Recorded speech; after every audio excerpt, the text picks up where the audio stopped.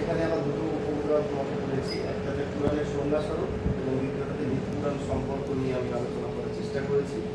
দ্বিতীয় অধ্যায়ে প্রাক মনোজ মিত্র বাংলা নাটকে পুরাণ, তৃতীয় অধ্যায়ে মনোজ মিত্রের জীবন ও সৃষ্টি, চতুর্থ অধ্যায়ে মনোজ মিত্রের নাটকে পুরাণের প্রয়োগ ও তার শিল্পগত গুরুত্ব, এবং পঞ্চম অধ্যায়ে মনোজ মিত্রের সমকালীন কয়েকজন নাট্যকারের নাটকে কীভাবে পুরাণ ব্যবহৃত হয়েছে সেটাকে তুলে ধরার চেষ্টা করেছি। এছাড়া উপসংহার অংশ এবং পরিশিষ্ট অংশে আমি মনোজ মিত্রের সাক্ষাৎকার দুটি নিয়েছিলাম। আমার এমফিল করার সময় একটি সাক্ষাৎকার আমি নিয়েছিলাম এবং পরবর্তী সময়ে স্যারের সাথে সাক্ষাৎ লাভ করেছিলাম স্যারের কাছে আমি, ফলে স্যারের সাক্ষাৎকারের বিষয় পেয়েছি, তার দৃষ্টিভঙ্গি নিয়ে এই আলোচনা করেছি, পরিশিষ্ট অংশে দিয়েছি সেটা। তো আমার এই অধ্যায়ের যে আমার এই গবেষণা করার প্রথম অধ্যায় মিথ ও পুরাণের তাত্ত্বিক ধারণা, সেখানে আলোচনা করতে গিয়ে দেখেছি যে বিভিন্ন অভিধান, যেমন অক্সফোর্ড বা জামিল চৌধুরীর যে অভিধান বা বঙ্গীয় শব্দকোষ, সেখানে পুরাণের যে সংজ্ঞা আছে এবং পরবর্তী সময়ে জাহ্নবী কুমার চক্রবর্তী তার গ্রন্থে বাঙালি উত্তরাধিকার গ্রন্থে তিনি সেখানে যে পুরাণের প্রসঙ্গগুলো বলেছেন যে পুরাণের 5টা লক্ষণ থাকে, সর্বপ্রতি সর্ব, সর্বস্ব প্রতি সর্বস্ব, বংশ মন্ডল বাণিজ্য। তো সেই পুরাণের সংজ্ঞায় দেখা গেছে যে পুরাণ মানে পৌরাণিক, যেখানেও অলৌকিক ঘটনা, দেবদেবীর বর্ণনা, মানুষের মতো করেই যেন ব্যাখ্যা করা আছে সেই পুরাণের সমস্ত বিষয়গুলো।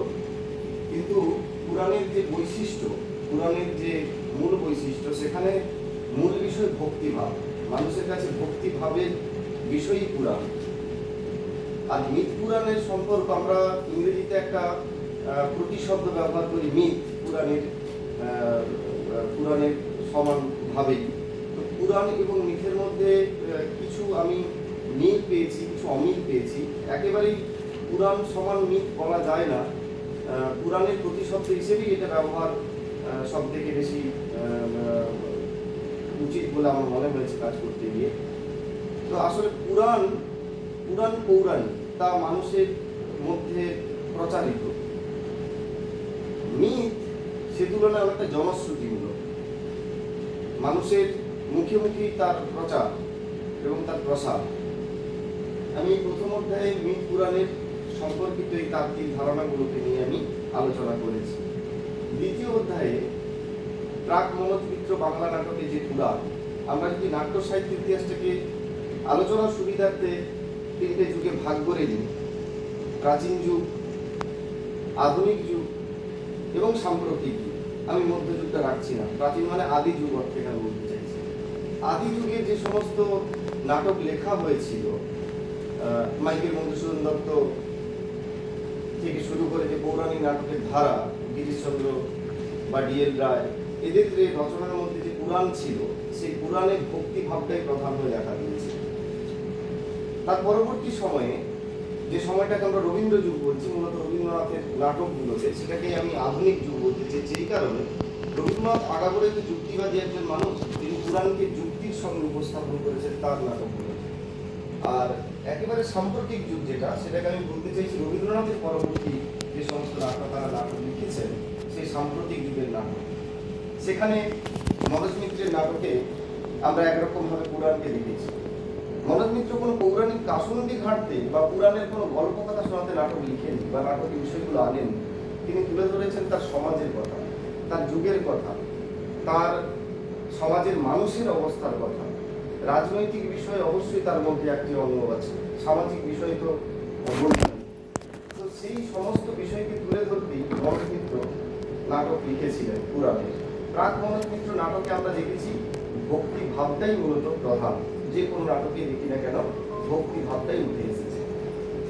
মনোজ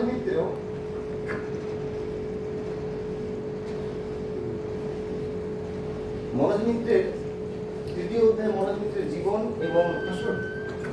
এবং সৃষ্টি নিয়ে আমি আলোচনা করার চেষ্টা করেছি। মনোজ মিত্র জন্মগ্রহণ করেছিলেন পূর্ববঙ্গে ধুলিগড় গ্রামে 1938 সালে। 2024 সালে কলকাতার একটি বেসরকারি হাসপাতালে তার শেষ নিঃশ্বাস ত্যাগ করেন। মৃত্যুকালে তার বয়স 86। এই 86 বছরে 85টিরও বেশি নাটক লিখেছেন, সবই মৌলিক নাটক। এবং তিনি যে যেহেতু একজন বিখ্যাত অভিনেতাও, তার অভিনীত নাটকের সংখ্যাও ৮০-ও বেশি। 1950-এর পরেই তিনি এই পরবর্তী সময় তিনি স্কটিশ চার্চ কলেজে পড়াশোনা করেন এবং এই কলেজে পড়ার সূত্রেই তিনি বাংলার সংস্কৃতি জগতের সাথে মেলামেশা শুরু করলেন। 1957 সালে এই কলেজে পড়তে গিয়ে তার বেশ কিছু বন্ধুকে নিয়ে একটা সুন্দরম নাট্যগোষ্ঠী তৈরি করলেন, যে সুন্দরমে তার পরিচালনায় এবং তার বন্ধুদের সহযোগিতায় দলটি তৈরি হয়েছিল। এবং বলে রেখে এই প্রসঙ্গে আমাদের মেদিনীপুর শহরের অতনু বাবু, অতনু সর্বাধিকারী, তিনি নাম বারবার বলেছেন। আমার সাথে যখন স্যারের কথা হয়েছে, স্যার বারবারই অতনুর কথা তুলে ধরেছে। অতনু সর্বাধিকারী তিনি ওই নাট্যগোষ্ঠী সুন্দরম প্রথম শুরু হয় তখন তিনিও সহযোগিতা করেছিলেন। মনোজ মিত্র মেদিনীপুর এসেছিলেন অতনু সর্বাধিকারী বাড়ি, যাক বিশেষ। তো তারপরে এই সুন্দরম গোষ্ঠী কিন্তু বেশি দিন টিকেনি। কেন টিকলো না? ওটা নিজেদের মধ্যে অন্তর্গত। 1965 সালে তিনি নিজে আরেকটি দল তৈরি করলেন, নাম রিতায়ন। রিতায়নও বেশি দিন এগিয়ে যেতে পারেনি তার কাজের মধ্যে। 1975 সাল থেকেই মনোজ মিত্র লেখা নাটক পরবাস, তার অভিনয়ের মধ্য দিয়ে সুন্দরমের আবার দ্বিতীয় পর্বের পথ চলা শুরু করল। এবং তার মৃত্যুর আগে পর্যন্ত তিনি নিয়মিত এই সুন্দরম দলের অভিনয়ের সঙ্গে যুক্ত ছিলেন, প্রযোজনার সাথে যুক্ত ছিলেন। তিনি নিয়মিত দলে যেতেন। 80-টিরও বেশি যে সিনেমায় অভিনয় করেছেন, তার মধ্যে মানুষের মন কেড়ে নিয়েছে তপন সিংয়ের পরিচালনায় বাঞ্ছারামের বাগান। সেই সিনেমার বাঞ্ছারাম চরিত্রে অভিনয় করেছে। আসলে বাঞ্ছারামের বাগান আমরা অনেকেই জানি, সাধারণ বাগান নাটকেরই একটা চলচ্চিত্র রূপ তপন সিংহ দান করেছে। এবং এই সিনেমাতে অভিনয় করার জন্য 1982 থেকে ফিল্মফেয়ার অ্যাওয়ার্ড লাভ করেছে। সারা জীবনে বিভিন্ন রকম পুরস্কার সম্মানিত হয়েছে। 2019 সাল পর্যন্ত তিনি পশ্চিমবঙ্গ নাট্য একাডেমির সভাপতির পদ অলঙ্কৃত করেছিলেন। এই অধ্যায়ে আমরা তার নাটক, নির্দেশিত নাটক, অভিনীত নাটক, তার অভিনীত সিনেমার একটা তালিকা প্রস্তুত করেছি। তিনি কি কি সিনেমায় অভিনয় করেছেন, কি কি নাটক লিখেছেন, বা তার রিতায়ন, সুন্দরম, থিয়েটার ওয়ার্কশপ, এই সমস্ত নাট্য দলে তিনি কোন কোন নাটক প্রযোজনা করেছেন সেই সমস্ত তিনি তুলে ধরার চেষ্টা করেছেন। এবং আমি এখানে একটি মেথডকে অনুসরণ করেছি, অ্যানালাইটিক্যাল মেথড। চতুর্থ অধ্যায়ে যে মনোজ মিত্রের নাটকে পুরাণের প্রয়োগ ও তার শিল্পগত গুরুত্ব, আমি প্রথমেই বলেছিলাম যে মনোজ মিত্রের নাটকে মনোজ মিত্র কোনো পুরাণের কাসুন্দি ঘাটতে নাটক লিখেন। তার যুগের সমকালের মানুষের কথাই তার নাটকে উঠে এসেছে। হ্যাঁ, আমরা বুদ্ধদেব বসুর কথায় বলতে পারি শব্দটা পুনর্জন্ম তিনি পুরাণের দিয়েছেন, একটা নতুন করে দেখানোর চেষ্টা করেছেন। তার পুরাণকে তার নাটকে পুরাণকে তিনি তিনভাবে প্রয়োগ করেছেন। একদিকে পুরাণের ঘটনাকে তিনি সম্পূর্ণ পরিবর্তন করে দিয়েছেন। পুরাণ কাহিনীর সঙ্গে সামঞ্জস্য রেখে কোনো নতুনভাবে উদ্ভাবন করা, যেটা পুরাণে কখনো বলা হয়নি, যে দৃষ্টিভঙ্গি থেকে বলা হয়নি। আর পুরাণকে একেবারে সমকালের করে আবার পুনর্বিচার করেছে। মনোজ মিত্র এই লাস্ট দুটি শ্রেণীকে বেশি করে তার নাটকে তুলে ধরার চেষ্টা করেছেন, যে কোনো ঘটনা যেটা পুরাণে সেভাবে উল্লেখ নেই তাকে নতুন করে দেখা। যেমন আমি এই প্রসঙ্গে একটু বলে রাখতে চাই যে মনোজ মিত্রের একটি নাটক নরক গুলজার, মনোজ মিত্রের একটি নাটক ভেলাই ভাসে শিকার, মনোজ মিত্রের লেখা একটি নাটক কি বলে জয় বাবা হনুমান, বা এই যে নাটকগুলো তিনি একের পর এক লিখেছেন, এই নাটকগুলোতে পুরাণকে নতুন করে কিভাবে দেখালেন যেটা পুরাণে বলা নেই। যেমন গান্ধারীর প্রসঙ্গটা আমার মনে আছে। গান্ধারী চোখ বেঁধে থাকতেন, পুরাণের মতো আমরা যেটা জানি যে স্বামীর প্রতি ভালোবাসা বা স্বামীর প্রতি শ্রদ্ধার অনুসঙ্গ তিনি চোখ বেঁধে রাখতেন। মনোজ মিত্র দেখাচ্ছেন না তিনি চোখ বেঁধে রাখতেন, কেননা গান্ধারী অপূর্ব সুন্দরী এক নারী, যাকে জীবনে পাওয়ার জন্য কত বড় বড় রাজা এবং ক্ষমতাধারী মানুষরা যেমন জীবনের কাছে পেতে চেয়েছে, কিন্তু যে শেষ পর্যন্ত গান্ধারীকে জীবনে লাভ করলেন তিনি একজন অন্ধ, যিনি তার রূপটাই দেখতে পেলেন না। হয়তো সেই কারণেই তিনি তার চোখ বেঁধে রেখেছেন। এভাবে পুরাণকে যে উপস্থাপন করা যায় মনোজ মিত্রের নাটকে আমি এটা দেখেছি। তারপরে এই যে নাটকটার কথা বলছিলাম আমি, ভেলাই ভাসে শিকার। ভেলাই ভাসে শিকায় রাম যখন বনবাসে যাচ্ছেন, আমরা রামের সেই বনবাসের কথা জানি, মনোজ মিত্র দেখাচ্ছেন রাম একা বনবাসে যাচ্ছেন না। মনোজ মিত্র বলতে চাইছেন রামের বনবাসে যাওয়ার পেছনে একাধিক অস্ত্র গেছে। বলে বনবাসে অস্ত্র কিসের জন্য যায়? রাম আসলে চেয়েছিলেন যখন তিনি অযোধ্যা রাজা হবেন তখন তিনি ক্ষুদ্র পরিসীমার মধ্যে আবদ্ধ নন, তার রাজ্য সীমাটাকে তিনি শ্রীলঙ্কা পর্যন্ত বাড়ি নিতে চাইছেন, লঙ্কা পর্যন্ত বাড়ি নিতে চাইছেন, যে একটা বিস্তৃত সাম্রাজ্যের আমি মালিক হব। এভাবেও পুরাণকে তিনি দেখিয়েছেন মেলায় বসে সীতা নাটকে। আমি তো দেখেছি নাটক করতে গিয়ে। কুটি রামায়ণ নাটকের নামটা তিনি দিয়েছিলেন বেশ হাস্যরসিক নাম, কুটি রামায়ণ। আসলে এটা হাওড়ার একজন মানুষ কুটিরাম বাগচি, তিনি একটা নাটক লিখেছেন, তিনি একটা রামায়ণ লিখেছেন, যে যার নাম দিয়েছেন কুটি রামায়ণ। অশ্বত্থামা চরিত্র মনোজ মিত্রের নাটকের অশ্বত্থামা চরিত্র। হ্যাঁ, যে সময় নাটকটা তিনি লিখেছিলেন সে সময়ে একটা রাজনৈতিক এবং সামাজিক পরিস্থিতি উন্নত হয়েছিল, নকশাল আন্দোলনের প্রেক্ষিতেই তিনি অশ্বত্থামা নাটকটা লিখেন এবং অশ্বত্থামা চরিত্রটিকে একজন নকশাল আন্দোলন নেতা হিসেবে দেখিয়েছেন। যে নকশাল আন্দোলন করতে গিয়ে নকশালরা ভেবেছিল যে সমাজে আমরা আমূল পরিবর্তন করব, একটা অন্য ভাবনা চিন্তা নিয়ে তারা সেই আন্দোলনে নেমেছিলেন, কিন্তু শেষ পর্যন্ত দেখেছেন যে তাদের এই আন্দোলনে অনেক নিরীহ মানুষের প্রাণ গেছে। যেমন অশ্বত্থামা যখন পঞ্চপাণ্ডব শিশুপুত্রকে হত্যা করেছিল, তারপরে যে অশ্বত্থামার অনুশোচনা, আসলে এটা দেখাতে দিয়েছে নকশালরা যা ভালো করতে গিয়ে কিছু খারাপ করে ফেলেছিল সমাজে, তাদের মধ্যে যে অনুশোচনা সেটাকেই এই অশ্বত্থামা নাটকে তিনি দেখাচ্ছেন। শিবের অসাধ্য, শিব একজন নেতা, আমাদের সমাজের যেরকম নেতা থাকে সব দিক থেকে সুবিধা ভোগ করতে চায়। নরকুঞ্জের নাটকে তিনি তো নরকুঞ্জের নাটকের প্রেক্ষাপটে যখন আমাদের দেশে জরুরি অবস্থা জারি হয়, একটা গান আছে ওখানে যে ভগবান নিদ্রা দিয়েছেন। ভগবান নিদ্রা যায়নি, আসলে আমাদের শাসন ব্যবস্থা যিনি পরিচালনা করেন তিনি বোধহয় নিদ্রার মধ্যে আছেন। মনোজ মিত্র এটাই দেখাতে চেয়েছেন যে মানুষজন এত কষ্ট, এত যন্ত্রণা, যে ব্রহ্মা সৃষ্টিকর্তা তিনি যদি চোখ বন্ধ করে থাকেন তাহলে মানুষ কি দেখবে? নরকুঞ্জের নাটকটা করতে গিয়ে আমরা হাসি, প্রচুর পরিমাণে হাসি আছে নাটকের চরিত্রগুলো সংলাপ শুনলে, কিন্তু তিনি দেখাতে চেয়েছেন সেই সময়ের জরুরিকালীন অবস্থার মানুষজনের অবস্থা, যে যাকে নির্বাচন করলো মানুষ, তিনি যদি চোখ বন্ধ করে থাকেন তাহলে মানুষের অসহায় অবস্থা তার সামনে তুলে ধরবে। এখানেও আমি কিছু মেথডকে আলোচনা করার চেষ্টা করেছি, মেথড ধরে ইন্ডাকটিভ, ডিডাকটিভ মেথড এবং সাইকোলজিক্যাল মেথড।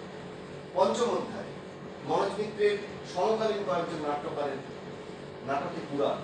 এখানে আমি মূলত চারজন নাট্যকারকে দেখানোর চেষ্টা করেছি: সৌম্যমিত্র, বুদ্ধদেব বসু, সাউলি মিত্র এবং মোহিত চট্টোপাধ্যায়। প্রথমে আমি তাদের জন্ম সাল অনুযায়ী আমি ছোট থেকে বড় বয়সে সেদিক থেকে আলোচনা করেছি। সাউলি মিত্রের কথা প্রসঙ্গে প্রথমে বলি। সাউলি মিত্র সৌম্য মিত্র এবং তৃপ্তি মিত্রের একমাত্র মেয়ে। সাউলি মিত্র খুব বেশি নাটক লেখেনি, কিন্তু বাংলা সাহিত্যে যে দুটি নাটক লিখে গেছেন এবং সেই দুটি নাটকের মধ্যে একটি নাটক নাগবতী অনাথবোধ, তার যে অভিনয়, সেই অভিনয়ের জন্য এখনো সমাজের মধ্যে তার সেই অভিনয় এবং তার এই নাটকের বিষয়বস্তু বেঁচে আছে, মানুষজন তাকে প্রতিনিয়ত উপলব্ধি করেন। মূলত সাউলি মিত্র যে নাগবতী অনাথবোধ বা কথা অমৃত সমান দুটো নাটক লিখলেন, সেখানে নারীদের কথা বলতে চেয়েছেন। যে নারী সমাজে অবহেলিত হয়, যে নারীকে সমাজ ব্যবহার করে, সাউলি মিত্র কথকতার মধ্য দিয়ে সেই বিষয়টাকে তুলে ধরতে চেয়েছেন। হ্যাঁ, পুরাণের সেই দ্রৌপদী চরিত্রকে তুলে ধরেছেন, যাকে পুরাণের সবাই ব্যবহার করেছে নিজেদের সুবিধা মতো, যাকে ভোগ করেছে তারা, কিন্তু তার যে একটা সত্তা আছে, তার যে একটা নিজস্বতা আছে, সেটাকে কখনো পুরাণ দেখাননি। এবং এই প্রসঙ্গে বলে রাখি, সাউলি মিত্র 1972-73 পর থেকে তিনি 4-5 বছর কোনো নাটক অভিনয়ের দিক থেকে তিনি অভিনয় করেননি। তখন সৌম্য মিত্রের সাথে তিনি আলোচনা করেছিলেন যে বাবা, আমাদের তো দেহের এত অঙ্গ, চোখ, নাক, মাথা, কান, হাত পা, আমরা সব কিছুকে যদি নাটকের মধ্যে যদি ব্যবহার করতে পারি, সেক্ষেত্রে উপায় কি হবে? তখন হীরাবতী গার্গের একটি নাটক প্রান্তিক বলে একটি বই পড়তে দিয়েছিলেন সাউলি মিত্র, যেটা পড়ার পরে তিনি ভাবলেন যে কথকতার মধ্য দিয়ে কোনো নির্দিষ্ট একটা বিষয়কে তুলে ধরা যায়, চোখ, হাত, নাক, এই সমস্ত বর্ণনা দিয়ে। আমরা যদি এই কথা অমৃত সমান নাটকটা, সরি, নাদবতী অনাদবত নাটকটা যদি অভিনয় শাওনি মিত্রের দেখে থাকি, তাহলে দেখব কি অসাধারণ সে অভিনয়। শুধুমাত্র তার এই বাচনিক ভঙ্গি দিয়েই একজন দর্শক একজন পাঠককে নাড়িয়ে দিতে পারে। এই নাটকে চরিত্র দ্রৌপদী প্রধান, কিন্তু কথা অমৃত সমানে কোনো নির্দিষ্ট চরিত্র প্রধান নয়। পুরো মহাভারতের যুগটাই এই নাটক, এই নাটকের নায়ক। পুরো মহাভারতের যুগটা তিনি দেখাতে চেয়েছেন। শাওনি মিত্রের পরে আমি সৌম্য মিত্রের কথা বলবো। শাওনি মিত্রের বাবা সৌম্য মিত্র। সৌম্য মিত্র যে নাটকগুলো লিখেছিলেন তার মধ্যে তার সংখ্যা বিশাল কিছু নয়। তার নাটকের মধ্যে চাঁদ বণিকের পালা, এই নাটকটা আমি তুলে ধরার চেষ্টা করেছি, আলোচনা করার চেষ্টা করেছি। আসলে চাঁদ বণিকের পালা কিছুটা লোকপুরাণ, মানে যেহেতু মনসামঙ্গল কাব্যের কাহিনী, লোকপুরাণ থেকে বিষয়টা এসেছে। হলেও এখানে চাঁদ বণিক কিন্তু সেই লোকপুরাণের চাঁদ বণিক নয়। এই চাঁদ বণিক হচ্ছেন একজন নেতা, যে সমস্ত কিছু থেকে সামনে এগিয়ে যাওয়ার জন্য সবাইকে একত্রিত করেন এবং পাড়ি দেওয়ার কথা বলেন। পাড়ি দিতে হবে, আমাদের জীবনে নানান সমস্যা আসবে, নানান প্রতিবন্ধকতা আসবে, তাকে অতিক্রম করে আমাদের নির্দিষ্ট অভিমুখে এগিয়ে যেতে হবে। আমরা যখন আজকের দিনে নিজেরা হতাশায় ভুগি, তখন মনে হয় চাঁদ বণিকের পালা নাটকটা আমাদেরকে অনুপ্রেরণা দেবে এগিয়ে যাওয়ার মতো। চাঁদ বণিকের জীবনে নানান সমস্যা এসেছে, তবুও সে একটা কথাই বলে গেছে, পাড়ি দাও, পাড়ি দাও, পাড়ি দিতে হবে তাকে। সামনে এগিয়ে যাওয়াটাই যে মানুষের জীবন, থেমে থাকাটা নয়। সৌম্য মিত্র সেটাই হয়তো দেখাতে চেয়েছেন। অবশ্যই তিনি কমিউনিস্ট ভাব আদর্শে একজন বিশ্বাসী লেখক এবং তার লেখার মধ্যে সে ভাব আদর্শ আছে।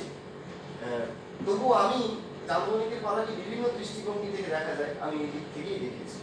মোহিত চট্টোপাধ্যায়ের বাঘবন্দি নাটকে একটি নাটকে একটু সামান্যই পুরাণ প্রসঙ্গ আছে, সেটা বিশেষ কিছু নয়। একটি স্বর্গের, মানে আমাদের সামাজিক মধ্যবিত্ত মানুষ যারা সমাজে বসবাস করি, তাদের জীবনযাপনটা এই বাঘবন্দি নাটকে দেখাতে চেয়েছেন একটা স্বর্গীয় প্রেক্ষাপটের মধ্য দিয়ে। আর বিশেষ কিছুই তিনি সেখানে দেখাতে চাননি, যে আমাদের মর্তের মানুষরা যেভাবে জীবনযাপন করি, স্বর্গে যদি সেই জিনিসটাকে তুলে ধরা হয়, মধ্যবিত্ত জীবনটাকে, স্বর্গের জীবনটাও একই রকম, এরকম একটা তিনি দেখাতে চেয়েছেন। আমরা এই যে মনোজ মিত্রের সমকালীন নাট্যকারের নাটকে যে পুরাণ ভাবনাটাকে দেখানোর চেষ্টা করেছি, সেখানেও দুটো মেথডকে অবলম্বন করেছে, অ্যানালাইটিক্যাল আর সাইকোলজিক্যাল। তো পরিশিষ্ট মানে একেবারে উপসংহার অংশে আমি এসে যে কথাটা বলতে চেয়েছি, না সমস্ত নাট্যকাররাই তার সমকালের মানুষের দিকে তাকিয়ে নাটক দিয়ে, সেই নাটকের একেবারে উদ্ভব লগ্ন যেটা আদি যুগ বলছে আমি, সেখানে মানুষজনের দিকে তাকিয়ে নাট্যকাররা নাটক দিচ্ছেন। কেমন? তখন মানুষ ভাবছেন আমাদের বাঁচার রসদ একমাত্র দেবতা ঈশ্বর, ভক্তিভাব আমাদের মধ্যে আছে, ভক্তি দিয়েই আমরা সবকিছুকে বিচার করবো। মানুষজনের কাছে তখন ঈশ্বর ছাড়া বেঁচে থাকার যেন আর কোনো অবলম্বন ছিল না। তাই তাদের নাটকে যে সমস্ত নাটক লিখেছেন, সেখানে ভক্তিভাব এসেছে স্বাভাবিকভাবে। মনোজ মিত্রের এই আদি যুগের পরবর্তী সময়, অর্থাৎ রবীন্দ্রনাথ যখন লিখলেন, তখন তিনি যুক্তি দিয়ে দেখানোর চেষ্টা করেছেন, কেননা তিনি আধুনিক যুগের লেখক, একেবারেই আধুনিক। আধুনিক যুগ আমরা জানি, আধুনিক কাল কাকে বলে, যে যেখানে যুক্তিটা হয় প্রধান, যুক্তি দিয়ে সব কিছুকে বিচার করা হয়, কোনো অন্ধ গতানুগতিকতা যেখানে অবলম্বন থাকে না। রবীন্দ্রনাথ তো একজন যুক্তিবাদী লেখক, তাই তিনি সেটাকে লিখেছেন। আর মনোজ মিত্রের রবীন্দ্রনাথের পরবর্তী সময়ে মনোজ মিত্র বা তার সমকালীন লেখকরা নাটকে পুরাণ ব্যবহার করেছে সেই সমাজের মানুষের দিকেই তাকিয়ে, তাদের অসহায়তার কথাকে তুলে ধরার চেষ্টা করেছে। যদি নাটকটা শুধুমাত্র পাঠ্যকাব্য হয়ে থাকতো, তাহলে মানুষের কাছে হয়তো এতটা জোরালো হতো না তার দাবি। যেহেতু এটা দৃশ্যকাব্য, তার দাবিটা তাই জোরালো, মানুষের মনে দাগ কেটে যায় মানুষের এই সামাজিক সমস্যাগুলোকে, তাই নাটকে যেরকমভাবে তুলে ধরার চেষ্টা করা হয়েছে। আর পরবর্তী অংশ যেটা আমি পরিশিষ্ট অংশে, এই পরিশিষ্ট অংশে মনোজ মিত্রের পুরাণ ব্যবহার বিষয়ক তার দুটি সাক্ষাৎকার এবং তার মেয়ে ময়ূরী মিত্র, তারও একটি সাক্ষাৎকার আমি নিয়েছি এবং পরিশিষ্ট অংশ সেটা দেখানোর চেষ্টা করেছি। গ্রন্থপঞ্জি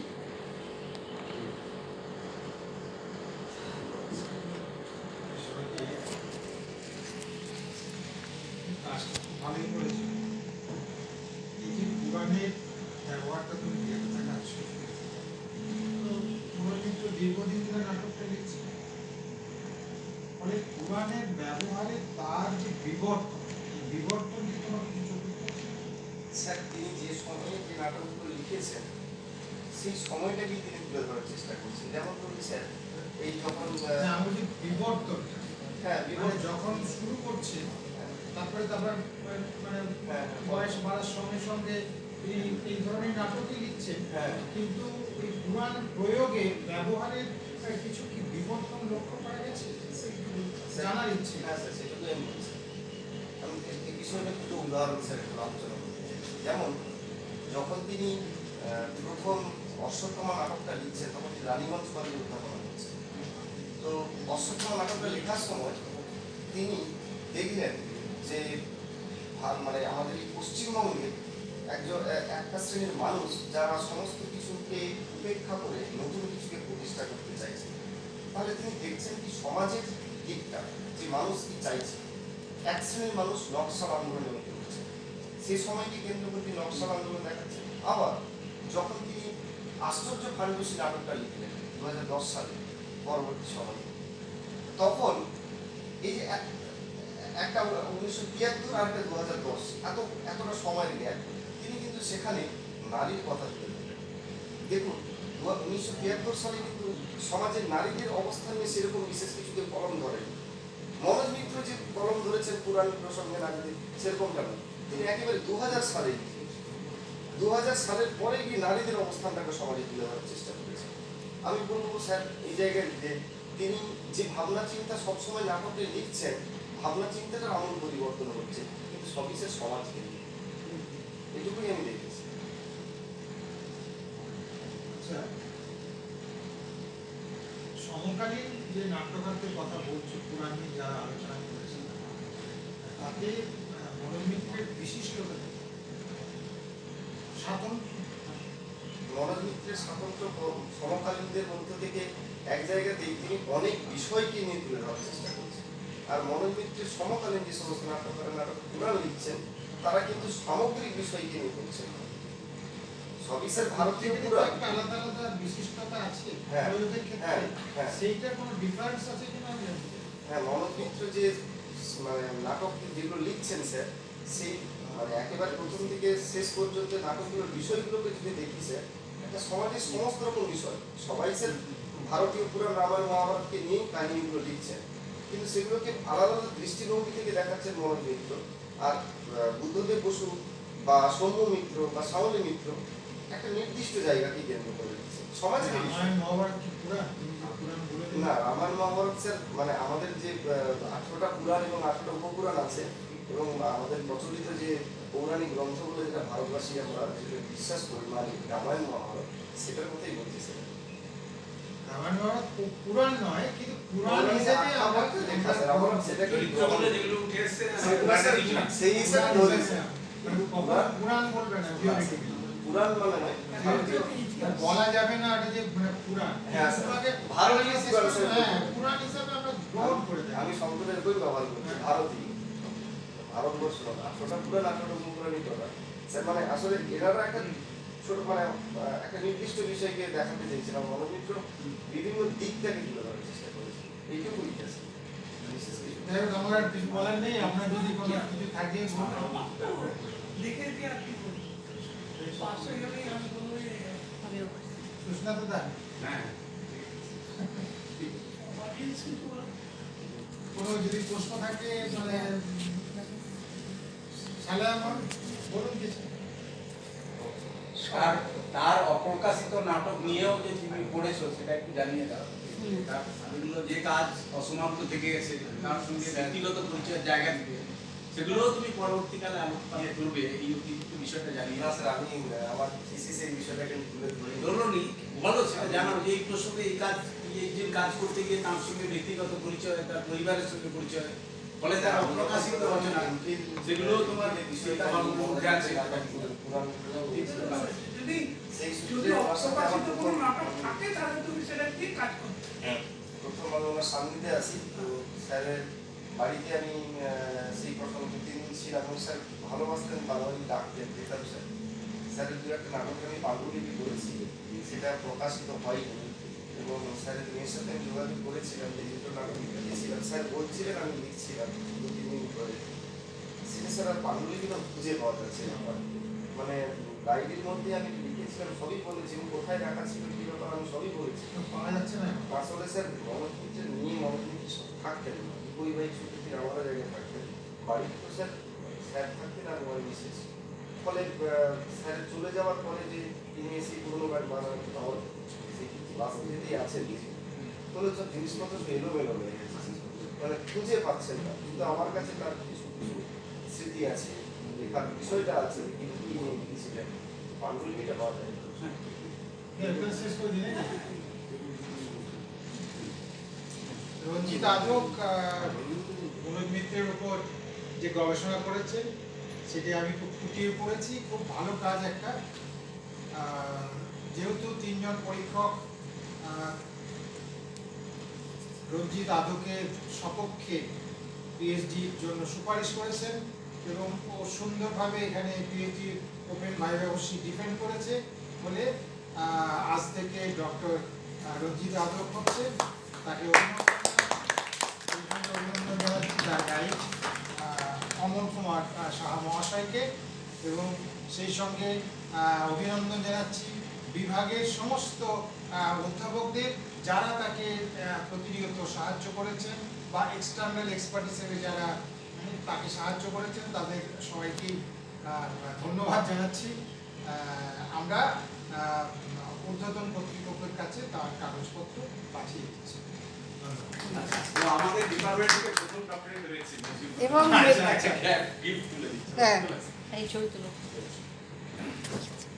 কোথায়? ওইখানটা ওইখানে যেতে হবে এই সাইডে, ওই সামনে আচ্ছা এই সামনেটা, হ্যাঁ সামনেটা। আর শুধু আমাদের বিভাগ নয়, মানে মেদিনীপুর কলেজের আপনি যান, আপনি থেকে প্রথম আসুন না না আপনি যান না। আপনারা যান না, যান আপনি যান। হ্যাঁ আচ্ছা